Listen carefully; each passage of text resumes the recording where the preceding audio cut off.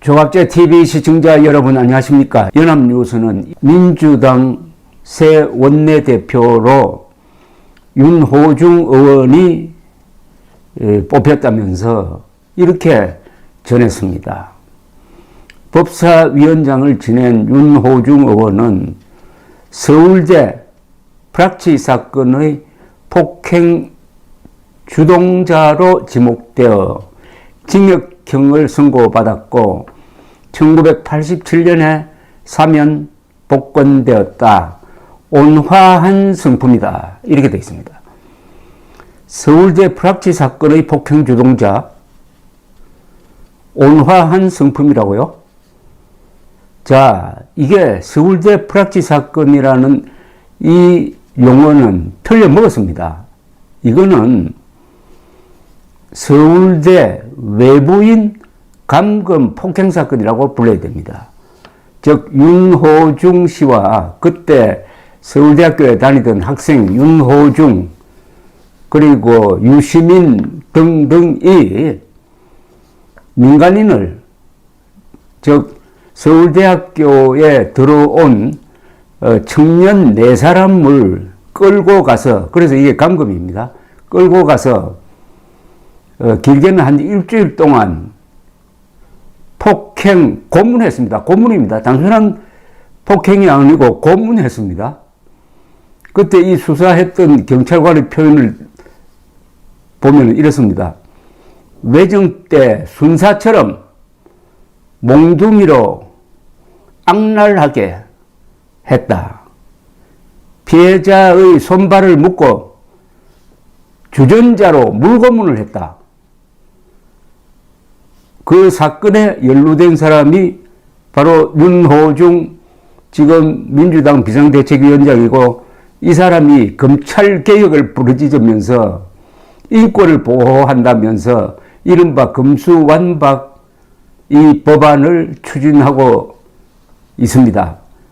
서울대 프락치 사건이라고 하면은 이 4사람은 프락치가 아니었어요. 이 피해자 4사람은 그냥 서울대학교에 들어온 청년인데 끌고 가서 일주일 동안 감금, 폭행, 고문을 하면서 프락치라고 자백하라고 한 겁니다. 프락치라고. 즉 수사기관의 정보원이라고. 아니 멀쩡한 4사람을.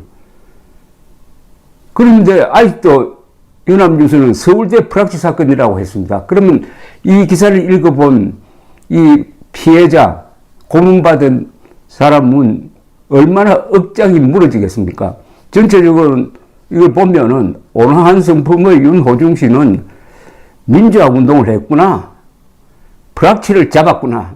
근데 프락치를 좀 때렸구나. 이렇게 생각 안 하겠습니까? 그래서 이 사건과 연루된 사람은, 학생들은 그 중에 2사람이 특히 이름이 유명한데, 유시민, 윤호중, 현재로 유명한 사람을 제가 지적하는 겁니다. 한 사람은 장관까지 하고, 요사에도 가끔 언론에 나오고, 또 한 사람은 지금 이런 사람이 금수완박을 추진한다 이겁니다. 한국 언론의 정신 나간 보도, 특히 영향력이 큰 연합뉴스. 그래서 이 점을 다시 국민들에게 환기시켜 드리기 위해서 이 윤호중의 어두운 과거를 지금부터 제가 소개를 해 드리겠습니다. 저는 전과를 가지고 어떤 사람을 비판하는 것을 별로 좋아하지 않습니다. 전과자는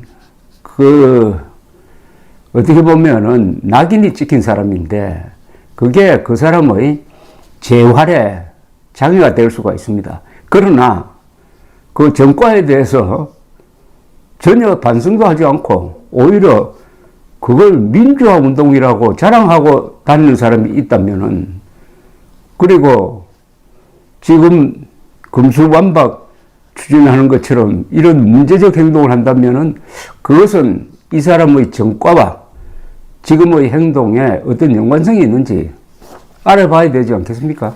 피해자가 4사람인데 전기동이라는 사람이 있었습니다. 이 사람의 증언을 우선 소개를 해 드리겠습니다. 가해자들이 잠깐 이야기 좀 하자고 해서 따라갔습니다. 나를 프락치로 몰아세웠습니다. 계속 아니라고 하니까 교련복으로 갈아입히고 눈을 가렸습니다. 그때부터 폭행이 시작되었습니다. 이게 서울대학교 캠퍼스에서 일어난 일입니다. 돌아가면서 몇 시간씩 나를 폭행했습니다. 가해자들은 우발적인 사건이었다고 하는데 나를 감금한 장소의 창문을 미리 신문지로 다 가려 놓았더라고요. 물이 담긴 세면대에 머리를 쳐박거나 바닥에 눕히고 주전자로 얼굴에 물을 붓는 등 물고문도 했습니다. 이런 게 민주화운동입니까? 이 과정에서 치아가 부러지고 전치 8주 부상을 입었습니다. 고문에 못 이겨 내 군대 시절 상관이 시켜서 왔다고 아무렇게나 말했습니다. 고문 도중 실신해 2일 만에 풀려났습니다. 이틀간 식사도 못했습니다. 풀려나기 직전에야 빵을 주더라고요. 당연히 먹지도 못했습니다. 병원에서도 한동안 혼자 일어서지도 못할 정도로 심각한 부상을 입었습니다. 이 증언을 한 사람은 전기동이라는 분입니다. 전기동. 이어서 이분은 이렇게 주장을 합니다. 이 전기동 씨는 월간조선에서 인터뷰를 했습니다. 무고한 시민을 감금하고 폭행에 프라치였다는 자백을 받아내려 한 행위가 민주화 운동이면 얻어맞은 우리는 반민주 세력입니까? 도무지 반성을 모르는 사람들입니다.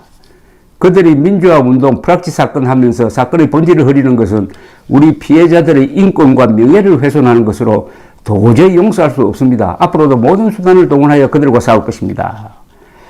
이 전기동 씨를 포함한 4명은 짧게는 22시간, 길게는 6일간 감금된 상태로 고문당했으며 피해자들 중 1명은 사건 후유증으로 정신분열증을 앓고 있다라고 월간조선이 추적 보도를 한 적이 있습니다.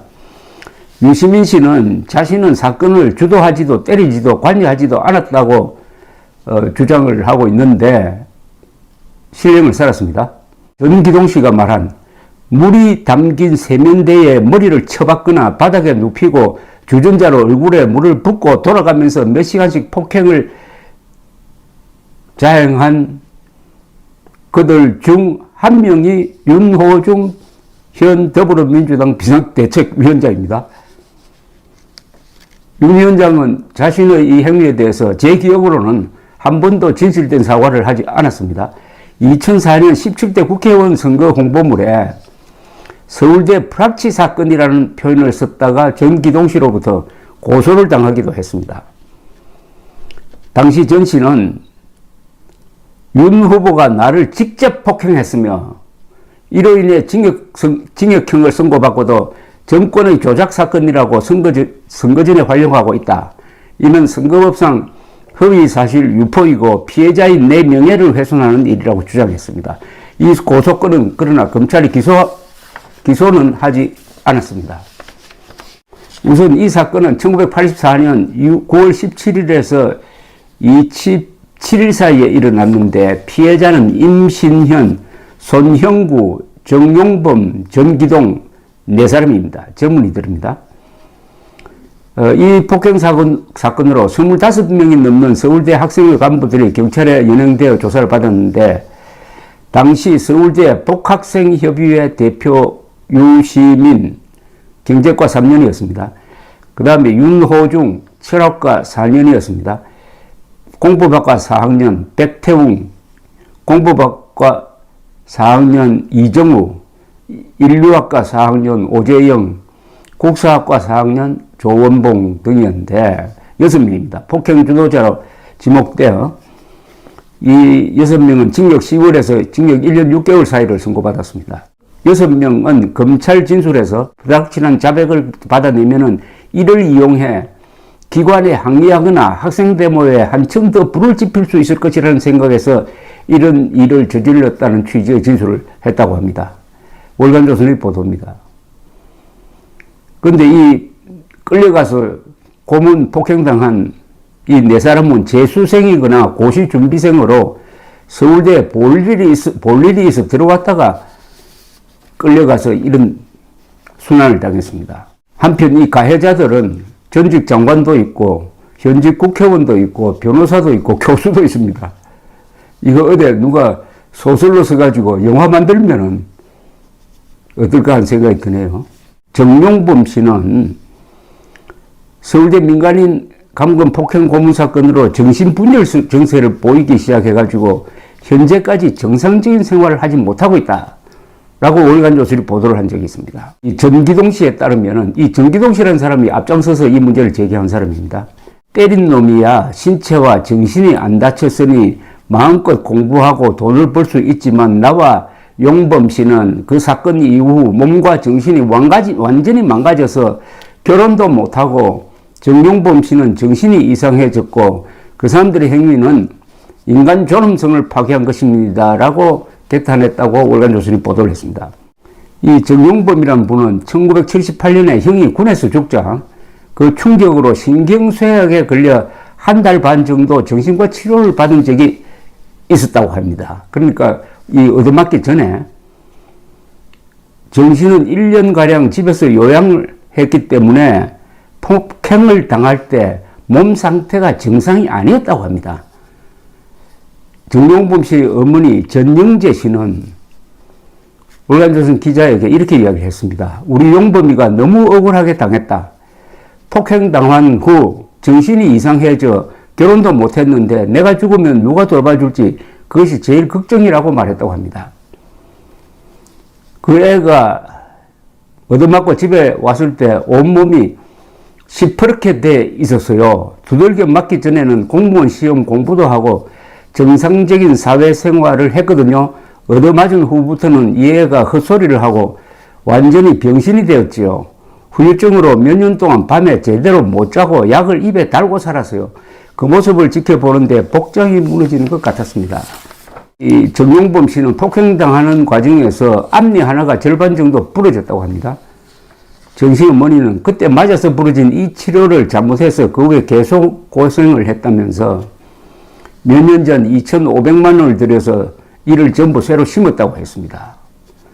1994년에 이 피해자 정용범 씨의 아버지가 돌아가셨는데 장가도 못 간 놈이 병이나 도지지 않았으면 좋겠는데 하며 늘 아들 걱정을 했다. 월간조선의 보도입니다.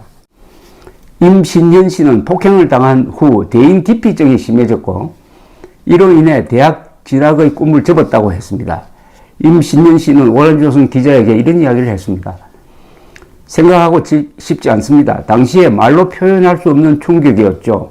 이놈이 들어와서 1시간 패고 저놈이 들어와서 1시간 패고 자기들도 내가 프락치가 아니라는 것을 알았을 겁니다. 민간인을 다짜고짜 패놓았으니 문제가 될까 봐 어떻게든 프락치라는 기록을 남겨놓으려고 자백을 강요한 것 같았어요. 그때 일을 잊고 살지만 지금도 문득문득 생각이 납니다. 그 사람 유시민을 보기 싫어 TV를 안 본 지 오래됐습니다. 윤호중은 작년에 4월 서울시장 보궐선거 유세 때 나와가지고 오세훈 후보를 가리켜서 인간 쓰레기라고 했습니다. 인간 쓰레기. 아무리 정적이 밉지만은 쓰레기에 비유할 수가 있습니까? 그런데 이 폭행한 이 이야기를 들어보면은 사람을 쓰레기, 이념적으로 자기와 이념이 다른 사람을 인간 쓰레기로 보지 않으면은 어떻게 이런 폭행 감금을 합니까? 프락치라고 몰기 위해서. 근데 중간 어느 정도 갔으면은 아, 우리가 잘못했구나. 이 사람들이 프락치가 아니구나. 잘못 짚었구나. 라고 생각했지 않을까요? 그러면 그때 100배 사죄하고 우리가 잘못했다라고 하면서 집에 모셔드리고 그 뒤에 치료비 물고 하는 게 정상 아닙니까? 그런데 유시민, 윤호중 이 사람들이 그동안에 이 사건에 대해서 한 행동을 보면은 프락치 사건이라고 주장을 하면서 프락치 아주 학생운동 차원에서 정권과 맞서서 프락치를 잡아가지고 때리다가 감옥에 갔다. 아주 정의로운 일을 했다. 우리는 민주화 운동을 했다. 는 식으로 이 사건을 이용한 게 아닌가 하는 느낌을 받습니다. 이런 사람이 지금 금수완박이라는 일종의 국회 쿠데타 같은 짓을 하고 있습니다. 헌법에 위반된다는 게 검찰의 입장입니다. 그 다음에 이 진행 과정입니다. 민주주의 국가는 가장 중요한 것을 적법 절차에 둡니다. 어떤 사람을 수사, 구속, 재판할 때도 반드시 적법 절차를 거쳐야 인권을 보호할 수 있다. 예컨대 이런 고문을 통해서 자백을 받아냈고 그 자백이 설사 진실이라고 하더라도 고문을 했으므로 적법 절차가 잘못되었으므로 이 증거는 인정할 수 없다 해가지고 보통 무죄를 선고합니다. 그런데 윤호중 비상대책위원장이 추진하고 있는 게 이게 적법 절차입니까? 검찰로부터 수사권을 빼앗는 어마어마한 일을 하면서 적법 절차를 지키지 않으면 이게 쿠데타입니다. 그 적법 절차라는 게 뭐겠습니까? 국민들에게 알리고 국민들의 의견을 수렴하는 그런 절차를 밟아야죠. 그리고 당사자들이 있으니까 당사자들이 공개 토론을 하고 하는 공론화 과정이 있어야 되죠. 또 객관적 위치에 있는 헌법학자라든지 수사 전문가를 불러가지고 객관적 의견을 청취를 해야죠. 여론조사도 해야죠. 무엇보다도 반대하는 야당과 협상도 해야죠. 이거 다 생략해버리고 선거 끝나자마자 후다닥 하는 거, 이게 뭡니까? 바로 민주당이 저지른 범죄를 검찰이 수사하지 못하도록 하겠다. 아닙니까? 그럼 이게 입법 쿠데타 아닙니까? 바로 이를 주도하는 윤호중 비상대책위원장이 1984년에 무고한 청년 4명을 끌고 가서 감금, 이건 납치죠. 납치, 감금, 폭행, 고문했다. 구체적으로 누가 물주전자를 가지고 물고문을 했는지 월간조선 기사로서는 특정하기는 힘듭니다. 그러나 그런 행위의 공범 중에 한 사람이 윤호중 위원장입니다. 감사합니다.